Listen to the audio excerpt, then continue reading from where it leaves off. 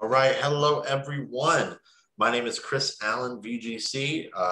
You may know me from the Wandering Legends podcast or tons of different Facebook groups, tournaments, Twitter, memeing, and Instagram, whatever it may be. I'm kind of all over. Uh, so this is going to be a little series we're going to be doing on the YouTube channel. I know I have been really bad at YouTube lately, been more focused on the Twitch side. So this is going to be an exclusive YouTube channel content. And that is going to be doing the Great Lakes Draft League weekly coach interviews. So this is something new that I kind of wanted to do. Every week, we're going to bring a new coach on. We're just going to talk about how the week went, what they prepped, how they did it. It'll be after their game. So there might be a spoiler if you haven't watched their match. I encourage you to do so. But yeah, so we're just going to discuss from day one of seeing who you play up to the conclusion of the match. I have a couple questions here we're going to ask. That way, anyone who's curious about doing a draft league, you'll get some really good insight into some of the preparation going on behind the scenes. And for those who are in this league, but maybe in some of the lower divisions, because we do have 3 divisions, you'll kind of see what the top division thinks and does in regards to just the ins and outs of being in a draft league. So without further ado, we have Sam is my guest today. Go ahead and say hello. Hey everyone, how's it going? I'm Sam. You might know me as Wakeman VGC. I am not not as omnipresent on the internet as Chris is apparently, but I am the founder and owner of the Great Lakes Draft League. I'm also playing in the Superior Division, so that's why I'm here. Yeah, so Sam is one of the best guests to have in terms of talking about draft and ins and outs of a week. As Sam is the owner and head honcho of one. So if he can't tell us, then we're kind of screwed. With that being said, let's just discuss kind of a little bit of a rough background for how this draft works in Pacific. This is a VGC draft, so that is doubles. We opted for Series 9? 9. Yep, 9. You think I would know. Anywho, so we opted for Series 9. And in the links for this video, by the way, I will plug the Discord server as well as the Twitter for the Great Lakes Draft League. Join the Discord even if you're not playing. You could sit there and hang out, kind of learn some stuff in general chat. You'll see is the paste able for non-competitors to see some of the paste and stuff? Yep. So yeah, you'll be able to look at Poke Paste because we have a submission. Before you play a match, you have to submit a Poke Paste for your team. It doesn't get revealed till after. But so yeah, if you're not playing, you can look at those. You can be a potential backup. We've already had a couple drops this season, so we always need a couple people lined up in case those things happen, and things happen always. So yeah, it's a good place to be even if you're not competing. Yeah, and I believe there is a Pokemon Unite channel as well. There is. So if you're playing Unite, you should have like a couple voice channels for it so people can like voice talk. Yeah, I've been in the progress of cleaning stuff up. We have like, I keep adding a new channel every time someone says they want a channel, and now there's like 40 channels, and I need to clean things up. I think there's some that I can combine that haven't been used, but totally join it. We always welcome people. So yeah. All right. So with that getting said, so for this draft league, it is, like I said, VGC Series 9. There's 3 divisions. You have for the Great Lakes, right? Superior, Huron, Erie. In that order, right? She? Yep. Okay, she. That's how I remember it. So Superior is like plenty of experience in draft leagues, did really well in draft leagues, so on and so forth. The next one, Huron, that's like moderate success or moderate play in draft league, still kind of newish, but understands a basic kind of concept for it. And then Erie was more newer the draft league setup or newer players in general. Is that correct? Yeah, more or less. And like those are the limits we set up. And with 40 people applying, and we had 36 spots, so we had to cut a couple people. And then also just the fact that like nothing is ever that clear cut. There's definitely some people like towards just in terms of experience that could, like that's not what I was going to say, but there's a couple guys in Erie that you could probably make an argument could be in Huron. There's a couple guys in Huron you could make an argument should maybe be in Erie. the lines get pretty sticky, especially when like me and the mod team didn't know a lot of these people, especially in the lower divisions. So Yeah. you know, like newer people and stuff.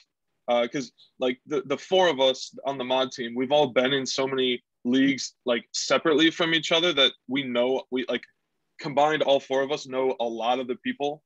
I think we had connections to almost everyone in Superior except for like one or two people, somehow with the mod team. So that, you know, that helps. But I think after the first season, when we reevaluate everything and we get maybe some new applicants, but mostly I expect that most of the applicants would be returning coaches.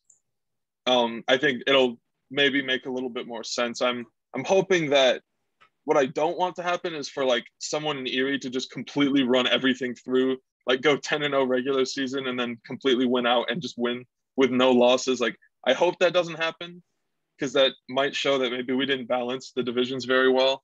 But who knows? We'll see. We did the best that we could with our information. Well, I think it's a learning curve too, because like I know I posted it to Twitter, and I know there's a few people here in the division, especially lower divisions, that I know from like the BGC Twitter sphere, which for anyone watching us on YouTube, it is a thing. It's so weird to fucking say, but yeah, language is okay here. But yeah, there's Yeah. like this whole VGC Twitter sphere area thing, and so like Poppy, he's from the Twitter side of things, heavy in Discords, and he's a very strong player as far as like tournaments and top cutting and stuff. And he's in the area just because no one knew him, right? So I think that'll always happen when you're talking new players. But I think overall, I do think it was balanced very well.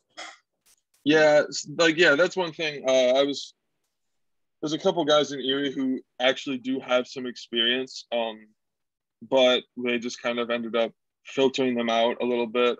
People like, yeah, like you said, Poppy probably could have, you can make the argument for him moving up. R2 had some decent results. So, a couple guys in here on like Burst, you could probably argue for Superior as well. There's just lots of variability with stuff. And some people, it's like the results were so similar. Like, I don't remember who it was, but we had a clump of like four people who had all been semifinalists in two leagues. And that's their experience. So it's just like, how do we differentiate between who makes what division? Yeah. You know? So we ended up looking up the leagues and just kind of making a value judgment on how prestigious they were or whatever. But that's how it is. Yeah, it's like, so for anyone who doesn't know, side note, I am also in the Superior division somehow. I think it's mainly because I know the owner, right? Like it was like that kind of play. He was like, "No, Chris, you're not allowed to win anymore. You're coming up here, so you can go 0-8." So yeah, enjoy watching my downfall, and that will actually be. I'm going to have a downfall high by MGK as my soundtrack on all my videos for the draft league. So it's just Well, going downhill. if it means anything, I've had pretty consistent results in other leagues, and I think this is the Superior Division is the most stacked league I've been in. I just think In it's the terms worst of draft for me ever in my life. oh yeah, but just in terms of like consistency of players, like sometimes I'll join leagues, especially like if I join them a second time around, where it's like, and I don't ever want to sound like this, but I'm gonna sound like this, I guess. Like sometimes there's like someone who, maybe you've beaten them once or twice before and you're not like super worried. Not that I don't prep for them or anything like that. Right. But but like sometimes there's just people who maybe you aren't as concerned about, like regardless of team versus like if I was playing like Gumi, who's been in like more than 10 VGC draft leagues and never missed playoffs. Yeah. Like, and I've also played against him before, but and lost. But I think this is the most out of my depth I've ever been in a league. For sure. This is the most stacked that I've ever been in. And I'm 0-2 right now. Yeah, it's super stacked. And I don't have any results to tell you guys. I'll be playing mine after this video for week 1. We had a little bit of a delay due to me. I originally thought Friday we were battling and they were going out of town Friday. So then I was like, oh yeah, Saturday, then Saturday. So we're battling later. But anywho, back to what we're here for. Sam and his team. So Yes. Sam, do you want to go ahead and just let us know the roster and kind of give us a little bit of insight as to going into the draft itself? Like, how were you thinking in terms of making these choices to come up with this final team that you did? Yeah, so my 11, my original roster, I've made one trade, but I'll talk about that after. Was Garchomp, Tapu Koko, Blaziken, Corviknight, Rotom-Mow, Gothitelle, Clawitzer, Poltegeist, Evil, Cryogonal, and Sudowoodo. And during week 2, I've traded Rotom-Mow for Fungus because I needed redirection. But so kind of my general plan with the team was I wanted to. So I was theory crafting. I was 6th pick, which is in a 12-man draft tied like pretty much the worst pick possible. Um, you're right in the middle. You don't get any wheel picks. It's rough. So I was kind of like, I didn't want to create a super specific plan because I was afraid of getting sniped. And I also didn't want to take super obvious like synergy cores because I was afraid someone might snipe them from me, like to keep someone from having something, you know? Yep, been there. Right. Well, that's what I had the same thing in the PBK league last season. I was going to take Spectral Fairy, but then I got 2nd pick, and I'm like, there's no way I'm getting both of them. Didn't I have Spectacle Fairy? You did. I was Yeah. gonna draft those. I was gonna take those, but you were like last pick or something, so you got the wheel. Yeah. But yeah, so I was like, okay, what's a good like type core I can take, right? So I've the last few teams I've taken, in other leagues, I didn't prioritize the fantasy core enough, and I would always end up with a steel, a fairy, and a dragon, but they didn't always end up being super strong. And in my opinion, and it's relatively arbitrary, you can make an argument for like basically any core, but I think personally I like the fantasy core the most in terms of that versus the fire water grass core. Like I like the offensive and defensive coverage that core brings. Um, so okay, so then I looked at the higher tiers because the way this draft was set up, I kind of wanted to take my high tiers first. I don't always draft like that, but the lower tiers, especially tier 5 in this league, were pretty bad. So I really wanted to maximize my tier 1 value. So I took Tapu Koko round 1, which is not normally something I would take round 1, but I had the idea of Koko, Garchomp, and Corviknight as my fantasy core.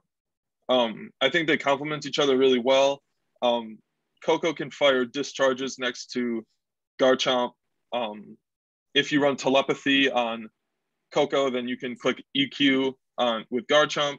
So there's some little synergy there. They cover each other's weaknesses pretty well. One's physical, one's special. They're both pretty fast. And then Corviknight adds some bulk to that, adds a ground attack switch in for Koko. And Garchomp covers the electric weakness and the fire weakness. So they all cover each other's weaknesses really well. And it's the what's the core? Flying, ground, electric. That core. It's that core and fantasy core in 3 mons, which I thought was kind of valuable. Also, Corviknight reflects intimidate, so it deters people from trying to intimidate Garchomp sometimes. So overall, like I kind of drafted from that set of 3 and then went down. So I took Rotom-Mow as like because he didn't share any weaknesses with Koko, so I was like I can take another electric type. And then And he and it levitates, so you get the old Gen 4. Who was it in Gen 4? I think it was Rotomo. It was Rotomo, Garchomp, EQ, Discharge with choice items as like leads way back in like early yeah, VGC.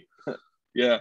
Um but yeah, and then I took, I won't like go into super detail in all my picks, but uh Gothitelle I took because um with a team that has such offensive presence like mine, and on a terrain team, trapping is super valuable because it doesn't allow them to switch their terrain setter in.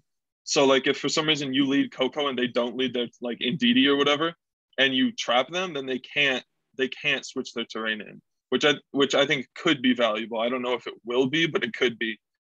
Um, Clawitzer, is a good non-max option that deals a lot of damage with base 120 special attack and Mega Launcher. So he gets 1.5 times boost on Dark Pulse, Aura Sphere, Water Pulse. It heals more with Heal Pulse.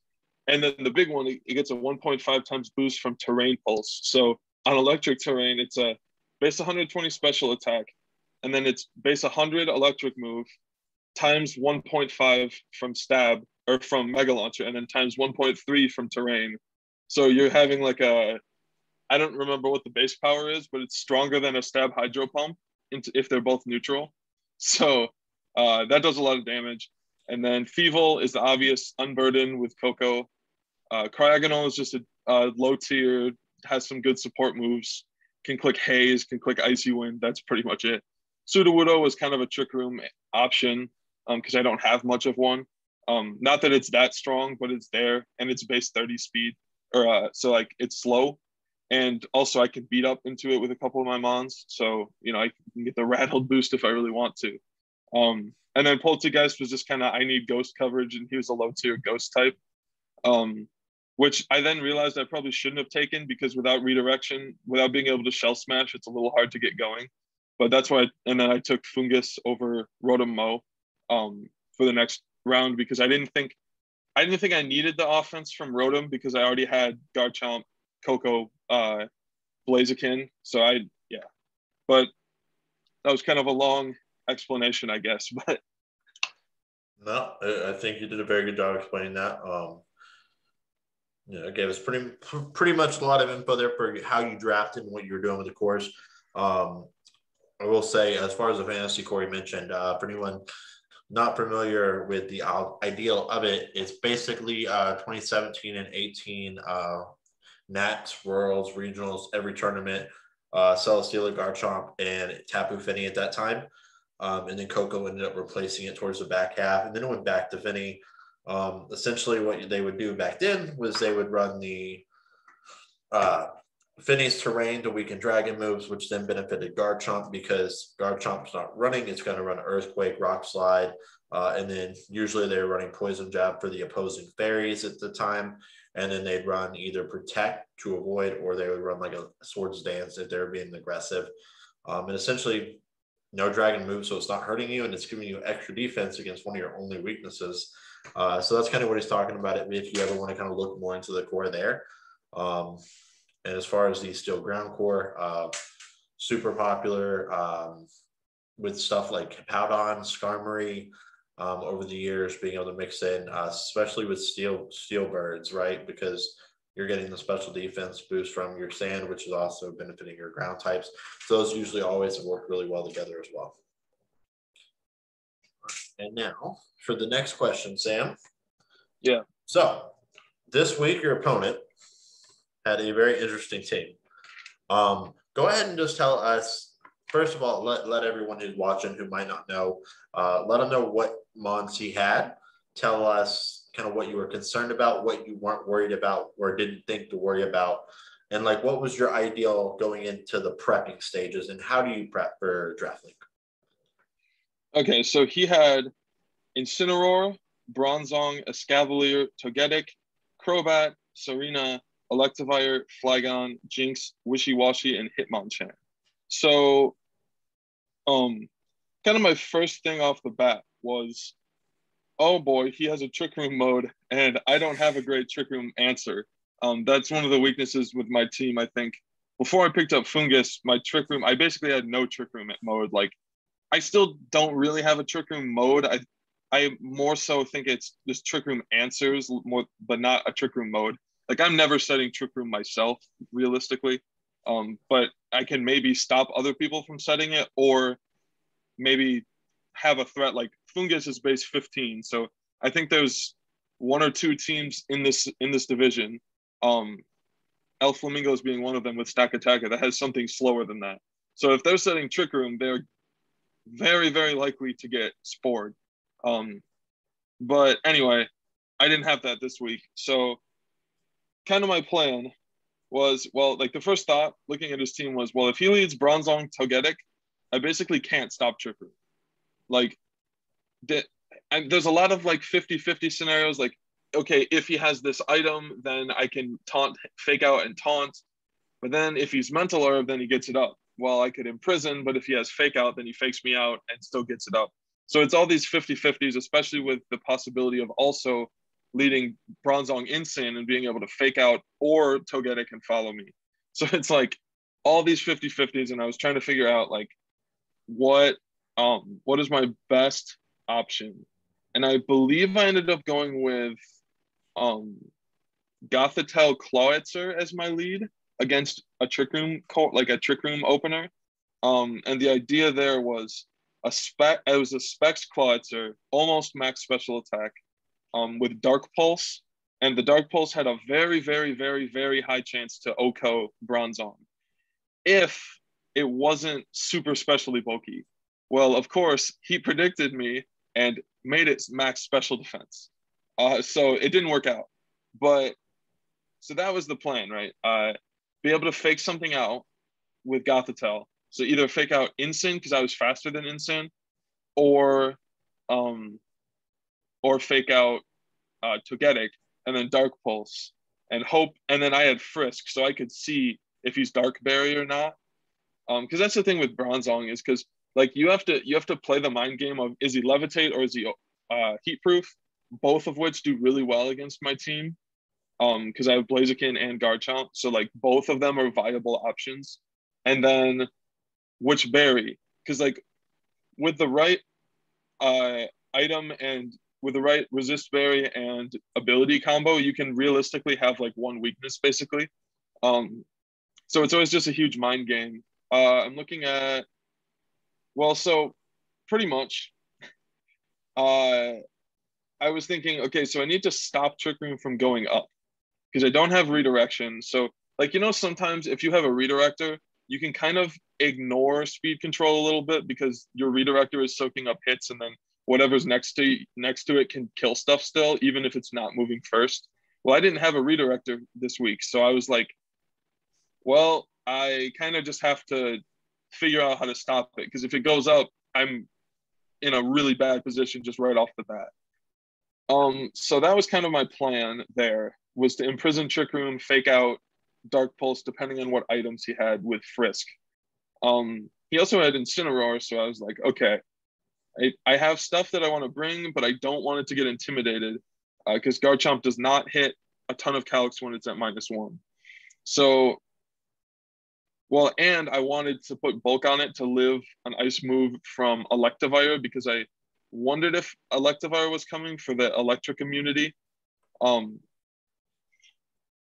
It didn't, so it is what it is. But so I ran White Herb Garchomp with just to make it so it wouldn't get intimidated, and then I ran Special Blaziken because it's, I think, base 120 attack and base 110 special attack. So, and then I put a Life Orb on it, so it's really not that much different, and it hit just about the same calcs. And it is there to hit a Escavalier, which even with an Akaberry, I didn't always live a max flare. So that's what that was there for. And then I brought a Screens Coco and then a Thievul with Unburden, obviously, and then Snarl, Burning Jealousy, Taunt, and Fake Tears. So basically the idea was, that was the lead I ended up going with, I believe, in game 1. And that's the game I won, was game 1. And I led Coco Thievul, and I set a screen, and I just spammed Snarl and threatened Burning Jealousy, because if he were to max something like Escavalier, well, honestly, Burning Jealousy didn't end up working out. It was kind of there so that under Trick Room, I could keep him from clicking max Steel Spikes, because he would Steel Spike and then I would just burn him. That didn't end up working out. I just didn't have a great move for that last slot, so I was like, why not? But yeah, I set screens and I clicked Snarl, and then that was pretty much it. And then he killed Coco, and I was able to pivot in Clawitzer and start Fake Tears, pulsing stuff and killing stuff that way. That game 1 was how I wanted the team to work out.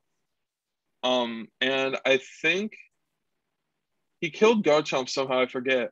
But then I ended up maxing Tapu Koko. Like it wasn't my plan at all, but it was in front of Togetic and Wishy Washy as his last two. So I was just like, there's no reason not to because it's gonna get these KOs. And now that So we're at the match, yeah, now that we're talking about that, I'm gonna pop over to this here for everyone, just to kind of help Sam with talking about it. So this was both of their teams right here for everyone, so you can kind of see what Sam was thinking, like he explained when he was talking about how he would lead and play. So you see, Sam had the Blaziken, the Goth, the Garchomp, Claw, Tapu, and Gldl, and we see what his opponent brought with the Wishy Washy, the Jinx, the Togetic, the Incineroar, the Flygon, the Crobat. And now, when I look at his team, if I'm you, in team preview, which I think is super important, and I think you can win a match off team preview if you can read correctly, right? Especially with maxing. Once Series 10 happened, if any of you have played any of that, I think it's a little bit more mitigated now. But especially in a max format, I think if you can get the lead right on the money, you win the game. And looking at his team, it's very annoying to kind of predict how you lead because, Crobat, okay, Tailwind setup, okay. You have fake out pressure from the Incineroar. You have the Togetic that can follow me and redirect. You have a Jinx that can run Lovely Kiss Tech and have sleep. Also can do pretty decent coverage, to be honest, on Jinx as well. It can hit a lot of yeah. stuff. It does a lot to Garchomp with an Ice Beam too. Yeah, you have the Flygon, which, okay, it can run next to Togetic for redirection the EQ spams, or Crobat for Tailwind EQ spams, or then you have the Wishy Washy, which max Wishy Washy because it stays in its form until the subsequent turn after the HP. So if you bring it out with redirection, your Togekiss lives to say the first round, second round. So by turn 3, the final turn of your max, if Togetic dies on turn 2 and turn 3 you come out of it fine, you get your third and final turn boosted up, right? So that's another threat to kind of consider. And like Sam mentioned here, we'll just go to what the leads were. It ended up being Incineroar, Togetic against your Gldl and Coco. So Sorry, go ahead. So were you happy with this lead after you saw preview and everything? Yeah, so I like thinking about this lead. I was happy because I was like, okay, I can just start setting up my screens. Like, yeah, he can fake me out. I can deal some decent chip damage to Togetic. I can taunt it if I need to. I could even like fake tears. And what was the move I had on it? I could fake tears, Thunderbolt it, things like that. And I was like, okay, he's probably gonna fake me out here. So I don't remember what I did here, but I believe I just taunted and clicked the screen. I think, yeah, it looks like that's what I did. So my plan there was just, kind of force him to switch to Togetic out if he wanted to click follow me. And I figured Instant was going to fake out. Well, it goes for Nasty Plot. And I'm still like, okay, this isn't an awful position for me because I can start clicking Snarl and I can set Light Screen. So Light's like, Instant's special attack is like base 80 or 85. So like I can move it from +2 to +1 and set screens. So there's really, really low chance of him killing me. And so I'm kind of feeling all right about the lead. I'm like, okay, he can bring stuff in that's not super threatening to me. I wasn't worried about the Nasty Plot here. I was right to not be worried about it here, but later I kind of treated it the same way, and that was what lost me game 3. But yeah, overall, I was feeling good about the lead, and I was feeling good about how I predicted this one. I forget what were the leads game 2. I think I led the same thing, and I think he led Togetic Flygon. I believe that's what it was.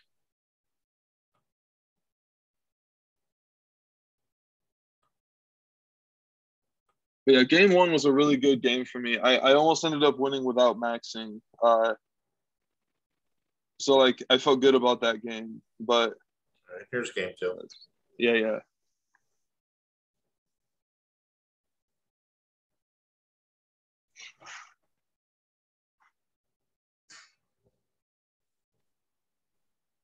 I believe it's Flygon Togetic, I think. Yeah. So here I'm like, oh gosh. So what I was expecting, and I maybe should have seen this coming with this lead. But what I was expecting was follow me EQ. So I was like, okay, I can set up a reflect and well, it was either an EQ or like a switch or something, right? So I was gonna just click Dazzling Gleam, and in hindsight, that was the right play. But I thought he was just gonna click EQ. So I was like, okay, I'm just gonna set up a reflect because I'm guaranteed I had calced my Coco to live an earthquake through reflect. So I was like, okay, I'm just gonna set up an EQ or set up a reflect so I live next turn, and then next turn I can Dazzling Gleam it. Well, he uses Dragon Dance, and now I'm like, oh no, because now he's faster than my Coco, and he kills my Coco. So I'm like, oh no, I'm in trouble. And I'm like sitting here thinking, like, how do I keep Coco alive? And the answer is, I believe I just let it die. Which I don't know. I again, I should have just clicked Dazzling Gleam that first turn, and it would have done a big chunk to Flygon. It wouldn't have killed, but it would have come pretty close. So yeah, this lead just didn't work for me. Flygon just was, after the Dragon Dance boost was too fast and too strong for my team to really come back. He gets some early KOs, and I never was able to pull the momentum back. I really just played the lead really badly. And I was just playing from behind for the rest of the game. So I think game 3 he leads the same thing, if I recall. And I think I lead maybe Coco Clawitzer or Thievel Clawitzer. I forget. I know I lead Clawitzer. Let's see.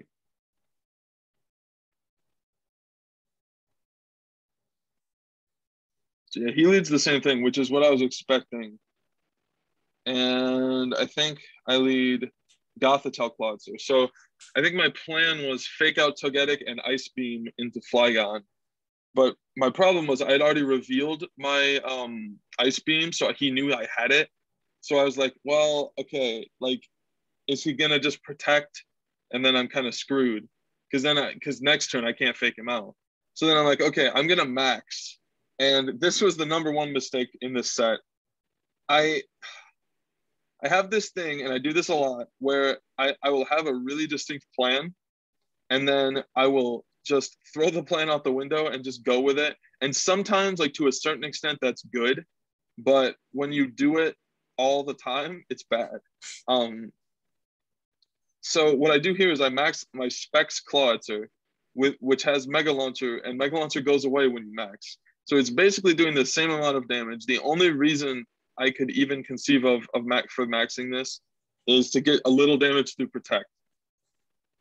Really bad play on my part. This is what started the end of the game for me.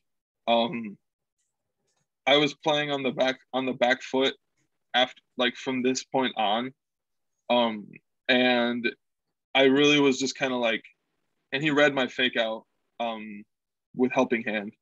So he just outplayed me on this lead with the Helping Hand. And then I killed the Flygon, but now my problem is, well, he has Togetic, and whatever he gets in, I can't hit because he's just going to click follow me. And then, well, I just think in general, maxing turn 1 was a bad idea. I don't think it mattered who it was. But now my problem is later in the game, he sets up a nasty plot on Incin and maxes once my max is gone. And Clawitzer is at super low health, so he just dies to Chip. and then we get into an awkward end game situation with a bunch of RNG and a bunch of misses and crits and full para hacks off Thunderbolt and all this kind of stuff. And I miss a rock slide and I lose. I don't think the rock slide would have killed Incineroar if it hit anyway. So like I don't blame just that for my loss. But yeah, this game I led very poorly. No, I didn't lead poorly. I made a bad decision off my lead, if that makes sense. If I would have just clicked Ice Beam instead of Max Ice, it would have been better. But because you can see it didn't do half to Max Clawitzer, so Clawitzer would have survived. I agree. I think hindsight is always 20/20. But sorry, no, I agree. I think maxing turn one's always like a will it or won't it work type of deal. In this situation, I think it was just a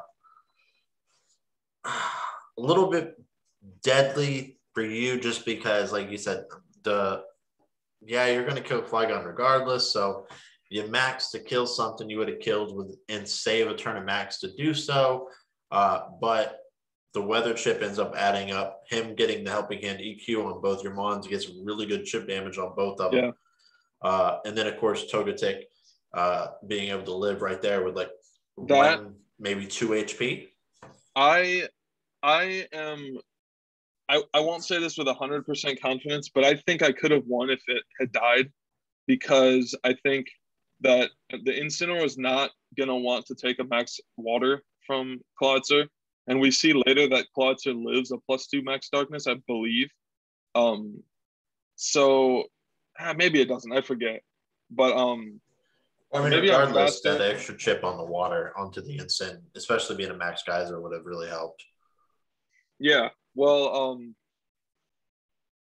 yeah, and like I could have could have gotten it lower and then put it in range of the Stomping Tantrum in the end game where he has a Shuka Berry, and he lives. I think he would have probably been more likely to just die off that Stomping Tantrum if I had gotten this move off. But to get a Glyph, I couldn't hit it, and so it was just kind of like, oh well. And then he goes for a helping hand, and I think this KOs. The helping hand +2 max darkness. This does KO.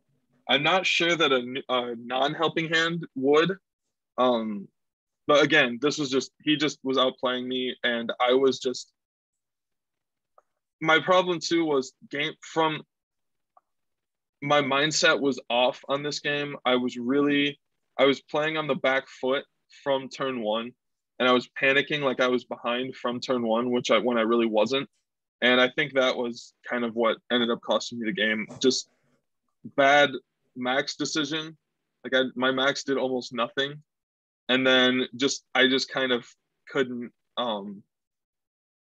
get up the steam in the late game to get over the Incin. Yeah, no, I agree. I do think it was very much a slow build for it. And then if we look here towards this back play, where is it? Let's just watch that final position, I think right here. We'll look at these last 2 minutes here of the game. So we're going to bring out the Garchomp. Because I think at this point there was still a possibility for you. Yeah, so what happens here is I clicked Thunderbolt into Jinx before Coco died, and it got paralyzed and then got a full para. So now I'm like, okay, he has an ice type in front of Garchomp. So I'm like, how do I protect and prioritize my threats or prioritize my targeting to not let me get hit by an ice beam, right? So I'm like, I'm pretty sure a psychic will KO Jinx. From a psychic from Gothitelle, right? So I go Stomping Tantrum into Incin, and you can see my reaction. My reaction. He's Shuka Berry, and he takes just over half, so it wouldn't have KO'd even if he wasn't Shuka Berry. But this was the correct targeting, the Dark Pulse. That was the right target on his part. And now I'm just kind of, and so he goes for an icy wind, which he didn't know I was white herb, and I like that play normally, but since I was white herb, it ended up working out because I went back to neutral speed and I was still alive. So at this point, I'm like, I don't have earthquake. I wish I would have had earthquake. If I would have had earthquake here, I would have won, but I didn't. So now I'm like, okay, I gotta land this rock slide, and I need to land on both, and I need to either flinch or crit on instant. And this was after, Thunderbolt has like a 30% chance to paralyze, and then you have a 1 in 3 chance to get paralyzed every turn or something. So like after that, those double rolls happened, and then I'm kind of mad because I missed the rock slide, but realistically, that wasn't the only, even if I would have hit the rock slide, it wouldn't have KO'd. I was just hoping, I think there was some more things I could have done. I think instead of clicking Stomping Tantrum, I think if I clicked Rock Slide that turn, killing Jinx and then getting 2 opportunities for him to flinch instead of 1 could have been the difference for me. But either way, it would have been Garchomp. Wow, actually, that was definitely the right play. I should have done that because then he wouldn't have gotten the Icy Wind on me, and I probably had a chance to live a +2 Dark Pulse from Ensign. I think I would have lived. But hindsight is always 20/20. Yeah, and I think I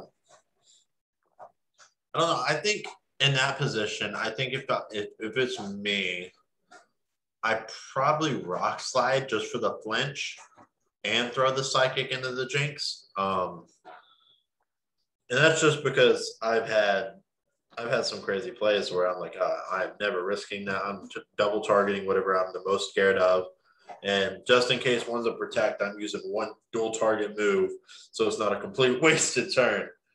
But I do think, like we mentioned, I think that game 3 was just very much, that max, basically being able to mitigate your max, right? And just take full advantage of it. And then that clutch survival by the Togetic on turn 2 there, just hanging on enough to allow the Incineroar to have 1 free turn.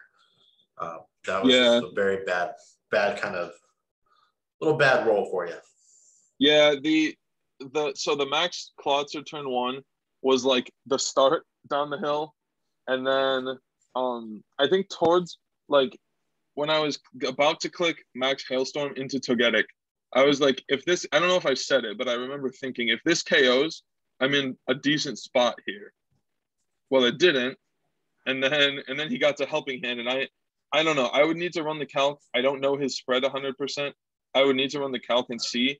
I don't know. I feel like it would probably be a roll for Clawitzer to live a +2 max darkness, and it probably wouldn't. But I had more of a chance than him clicking Helping Hand, right? So and there were little things, and that was out of my control. Like I think clicking max Hailstorm into Togetic was the right play there. If a roll would have worked out a little better for me, then I would have been in a better position. But ultimately, maxing Clawitzer was the first mistake, and then not a mistake, but the Togetic living was really bad for me. And then game 2 or last 2 or 3 turns, not clicking Rock Slide and over Stomping Tantrum, that was kind of what sealed it for me. But yeah, I just not the best game I've ever played. Obviously, I made a lot of mistakes, but I mean, I don't think anyone plays perfect games very often. No, I think it's very far in between getting that perfect moment in video games. Yeah, I mean, the perfect moment in that game for me would have been I double land the Rock Slide, I flinch Incin, and then I don't even know if I would have won from there because Jinx would have been dead, but I wasn't going to live more than 2 Dark Pulses. So I would have only had 1 more turn to attack. So I would have needed a crit either way, most likely, because Stomping Tantrum did less than half, and Rock Slide was going to do way less than that. So, it is what it is. I don't think I would have won even if I did click Rock Slide, unless I got some insane hacks with flinches or whatever. But you know, some bad targeting, a bad max candidate does that to you. That it does. Well, Sam, I do appreciate you coming on and being our first guest Yeah. this week. We're going to end Thanks for this having me. one a little early tonight, just because I'm going to go and lose my week one game. So we got to make sure we finish that up. But as always, thanks to my guest tonight. Best of luck this season. And hopefully you make our cast again for the playoff interviews. I will be doing different coaches every week. Then the playoffs, I will do I'm going to do high seed, low seed, kind of in a mixed order to try and see if we can get a little bit of everybody. So, Gotcha. Everyone, and be sure to check out the links below. Once again, there'll be links to the Discord, Great Lakes Draft League, as well as the Twitter. And any last words for the viewers? No, I don't think so. Thanks for watching, everyone, and thanks to Chris for having me on. All right, y'all have a wonderful night. Thanks for watching.